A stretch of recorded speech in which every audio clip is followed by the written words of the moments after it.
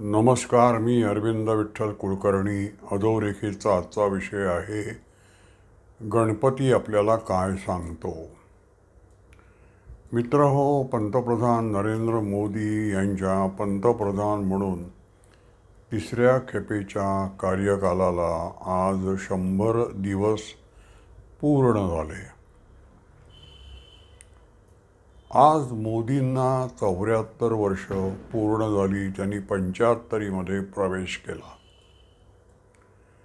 आज हॉकीमध्ये भारतानं चीनवर 2-1 अशी मात केली. आणि आज अनंत चतुर्दशी आहे. आज गणपतीचं विसर्जन आहे. आपण आदिबंधू गजवदना या उक्तीप्रमाणे गणपती हा विषय पहिल्यांदा घेऊ. अनंत चतुर्दशी हा सण नाही, हे व्रत आहे. आणि हे व्रत काम्य व्रत आहे. काम्य व्रत म्हणजे तुम्हाला जर फलप्राप्तीची अपेक्षा असेल आणि तुम्ही काहीतरी हवं म्हणून परमेश्वराकडे मागितलं असेल आणि त्यासाठी मी अमुक व्रत करीन असं वचन दिलं असेल तर ते काम्य व्रत. महाभारतामध्ये युधिष्ठिरांनी हे व्रत केलेलं आहे. आपण काय व्रत करणार आहोत? आपल्याकडे गणपती असताना आनंदी आनंद असतो. गणपतीचा सण, उत्सव म्हणजेच आनंदी आनंद. तर हा आनंदी आनंद आपल्याकडे निरंतर राहावा, हे आपलं काम्य आहे, हे आपल्याला हवं आहे. मग आता हा आनंद चिरकाळ टिकण्यासाठी आपल्याला हवे तसे राज्यकर्ते मिळाले पाहिजेत. त्यासाठी आता 2-3 महिन्यांनी विधानसभेची निवडणूक आहे. तर त्या निवडणुकीत आम्हाला हवे तसे राज्यकर्ते निवडून येवो, त्यांच्या सत्तेखाली राहण्याची संधी आम्हाला मिळो, अशी प्रार्थना आपण गणपतीकडे करू शकतो. आणि त्यासाठी आपण हे काम्य व्रत आचरू शकतो. आनंदी आनंद. मी गणपती उत्सवातून 3 गोष्टी शिकलो. माझ्यावर 3 गोष्टींचा परिणाम आहे.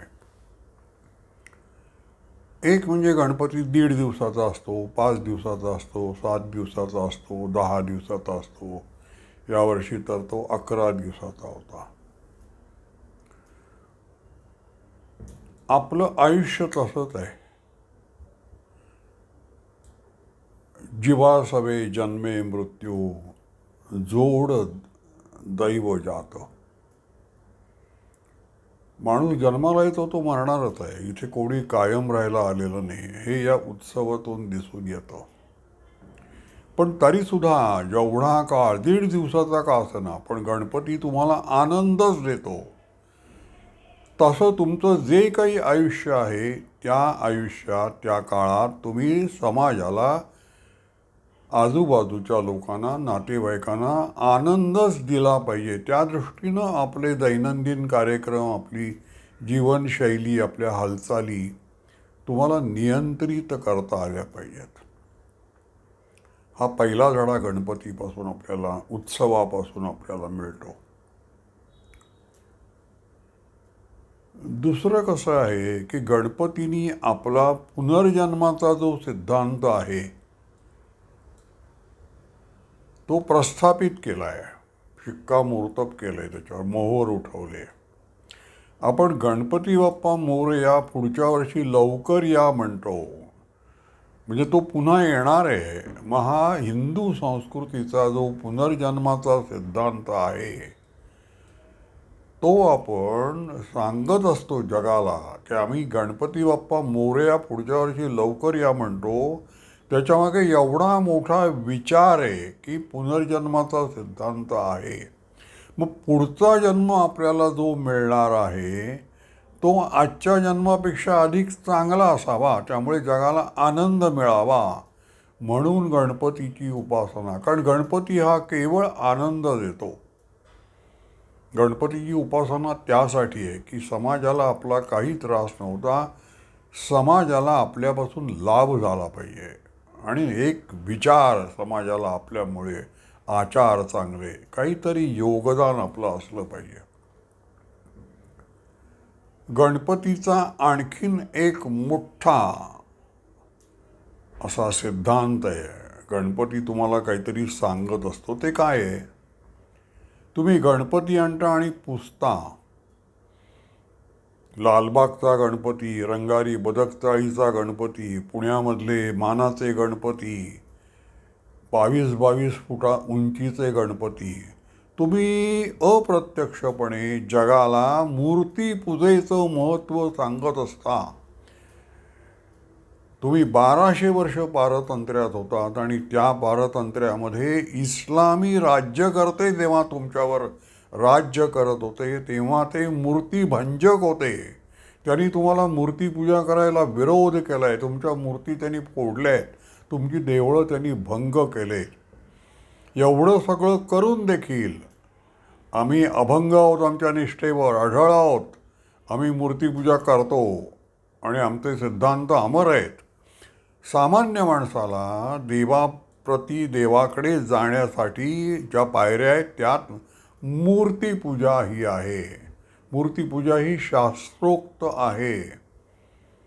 मूर्तीपूजेचं आचरण करत करत करत तो मोक्षाप्रती सामान्य माणूस जाणार आहे. तर केवढा तरी मोठा गणपती उत्सवाचा लोकमान्य टिळकांनी चालू केला तेव्हा संघटन त्याच्यामागे होतंच, तो हेतू होता. पण जगाला मूर्तीपूजेचं महत्त्व पटवून देणं, निर्गुण निराकार हे संतांसाठी आहे. सामान्य माणसासाठी मूर्तीपूजा आवश्यक आहे. गणपती हे आपलं खऱ्या अर्थानं राष्ट्रीय दैवत आहे. ते केवळ धार्मिक दैवत नाही आहे. तुम्ही देवे म्हणताना त्याच्यामध्ये राष्ट्र ही संकल्पना कशी आहे पहा. गणपती हे राष्ट्रीय दैवत काय आहे? काय? कारण तो बुद्धिमान आहे. ते बुद्धीचं दैवत आहे. तुम्ही त्याचे एक एक अवयव बघितलेत तर त्याची दृष्टी सूक्ष्म आहे. हिंदूंची दृष्टी सूक्ष्म पाहिजे, ती उथळ असता कामा नये. त्याला बारीक बारीक गोष्टी घुसखोर खूण आहेत. या देशातली जी बहुसंख्या आहे की ज्यामुळे लोकशाही, धर्मनिरपेक्षता टिकून आहे, त्यांचं प्रमाण कमी जास्त होतं आहे का? आणि त्यांचा प्रभाव या देशाचं भावविश्व कोणाचं राहणार आहे याकडे सूक्ष्म दृष्टीने राज्यकर्त्यांनी, समाजसुधारकांनी, विचारवंतांनी सूक्ष्म दृष्टीने बघायला पाहिजे. हे गणपती सांगत असतो. गणपतीचे कान मोठे आहेत ही लोकशाहीचं लक्षण आहे. सगळ्यांचं, शेवटच्या माणसापर्यंत सगळ्यांचं राज्यकर्ते ऐकून घेतील अशी परिस्थिती पाहिजे. कोणाचंही आम्ही ऐकून घेणार नाही असं असता कामा नये. सगळ्यांचं ऐकून घेतलं पाहिजे. प्रत्येकाला आपले विचार मांडण्याची सवलत असली पाहिजे आणि ते राज्यकर्त्यांनी ऐकून घेतलं पाहिजे. गणपतीचं पोट मोठं आहे ना, ते सर्वसमावेशक हिंदू संस्कृती आहे याचं लक्षण आहे. हिंदू संस्कृती ही एक्सक्लुझिव्ह नाही, ती इन्क्लुझिव्ह आहे. कुशाण हूण असे अनेक लोक, अनेक आक्रमक आले, त्यांना या संस्कृतीच्या प्रेमात पाडलं आम्ही आणि ते अनेक भारतीयांपैकी एक होऊन गेले. आता तुम्ही भारतात जे लोक आहेत त्याच्यातले कुशाण हूण असे ओळखू शकणार नाही. सर्वसमावेशकता. आणि त्याचं वाहन उंदीर आहे. म्हणजे उंदीर हे कुरतडत असतो. तसं काळ हा कुरतडत असतो तुमचं जीवन. त्याच्यावर मात तुम्हाला करता आली पाहिजे. हिंदू संस्कृती ही अशी अजेय आहे, ती काळावर मात करून टिकणार आहे. हे सांगण्यासाठी जगाला उंदीर हे वाहन या दैवतानं निवडलेलं आहे. हिंदू संस्कृतीवर हल्ला करण्यासाठी देशाबाहेरचे आणि देशातले अनेक शत्रू प्रयत्न करत असतात. ते जमतील, हिंदू संस्कृती नष्ट होणार नाही. हिंदू संस्कृती अमर आहे, कारण तिला जागतिक शांतता, जागतिक संवाद, जागतिक सौहार्द अशा अनेक गोष्टी तिला साधायच्या आहेत. मोठं योगदान तिच्यासमोर मनुज मंगलाचं तत्त्वज्ञान आहे. हे सगळं आहे. मला आता नक्की आठवत नाही, पण कोणीतरी एका फार मोठ्या माणसानं लोकसभेसमोर तुम्हाला जर तुमच्या राष्ट्रीय दैवताचा पुतळा उभारायचा असेल तर ते गणपतीचा उभारा. गणपतीच्या विचारांनी हा देश घडलेला आहे असं सांगितलेलं आहे. आता आज गणपती विसर्जन सुरू झालं. पुण्यामध्ये गणपती उत्सव सुरू झाला. लोकमान्य टिळकांनी तो सुरू केला. त्यामुळे आज गणपती विसर्जन सुरू करताना पहिल्यांदा लोकमान्य टिळकांच्या प्रतिमेला वंदन करून मग गणपती विसर्जनाच्या मिरवणुकीला सुरुवात होते. टिळकांनी फार मोठं काम केलंय समाज सुधारणेचं आणि राष्ट्राला प्रेरणा देण्याचं गणपती उत्सव सुरू करून. पण टिळक हे दुर्दैवानं ब्राह्मण असल्यामुळे सध्याच्या महाराष्ट्रामध्ये, हळू आवाजात बोलतोय मी, सध्याच्या महाराष्ट्रामध्ये त्यांना तेवढं जसं असायला पाहिजे तसं महत्त्व नाही. म्हणजे पुण्यातल्या समारंभामध्ये एक प्रथा म्हणून जर तुमच्या डोक्यावर पगडी चढवण्यात आली तर ती उतरवणारे लोक आहेत आणि त्यांना प्रसिद्धी भरपूर, त्यांना फॉलोईंग आहे, त्यांना अनुयायी आहेत. टिळकांची पगडी आम्ही घालणार नाही असं म्हणणारे महाराष्ट्रात लोक आहेत, नेते आहेत आणि त्यांना सत्तेवर यायचं आहे, त्यांना राज्य करायचं आहे. माझं म्हणणं असं आहे की आता निवडणुका येणार आहेत. त्यावेळेला जर तुम्हाला हिंदुत्व विचाराचा विजय व्हायला हवा असेल तर तुम्ही कशा पद्धतीनं निवडणुकीची आखणी करणार आहात? तुम्ही राहुल गांधींची जीभ काटून मला देईल त्याला मी 10 लाख देईन अशा घोषणा करू नका. या घोषणांची काहीही आवश्यकता नाही. हे हिंदू विचारामध्ये हे बसत नाही. तुम्हाला जर राहुल गांधी ज्या पद्धतीनं समाज विघातक प्रचार करतो आहे त्याच्यावर मात करायची असेल तर आपण हिंदू आहोत म्हणजे काय हे पहिल्यांदा समजून घ्या. त्यासाठी सावरकरांचं हिंदुत्व वाचा. आणखीनही उपलब्ध वाङ्मय जे आहे ते तुम्ही वाचा. प्रबोधनकार ठाकरे वाचलात तरी चालेल.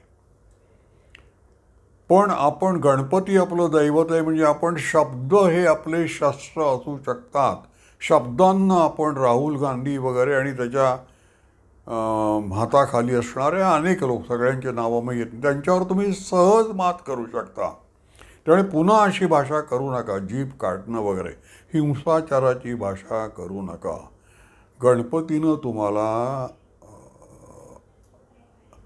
आईला प्रदक्षिणा म्हणजे पृथ्वी प्रदक्षिणा असं केवढं तरी मोठं सत्य सांगितलं आहे. आई म्हणजे आपण भारत माता की जय म्हणतो ना, ती आपली आई आहे.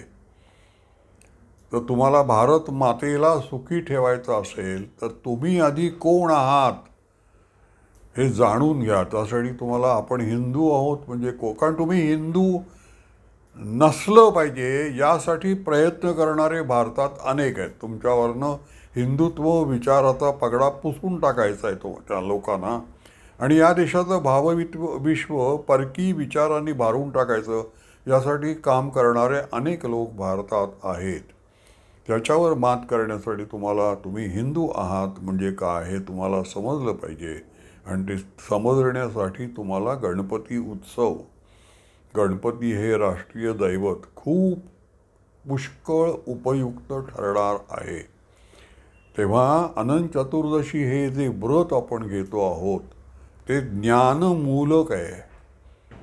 आपण कोण आहोत आत्मचिंतन करून, आत्मशोध करून आपण कोण आहोत हे समजून घ्यायचं आहे. ते घेतलं तर तुम्ही आनंद जगामध्ये फैलावू शकता आणि मग तुम्हाला हवे ते राज्यकर्ते निवडणुकीच्या माध्यमातून तुम्ही आणू शकता, त्यांच्या हातात तुम्ही सत्ता सोपवू शकता.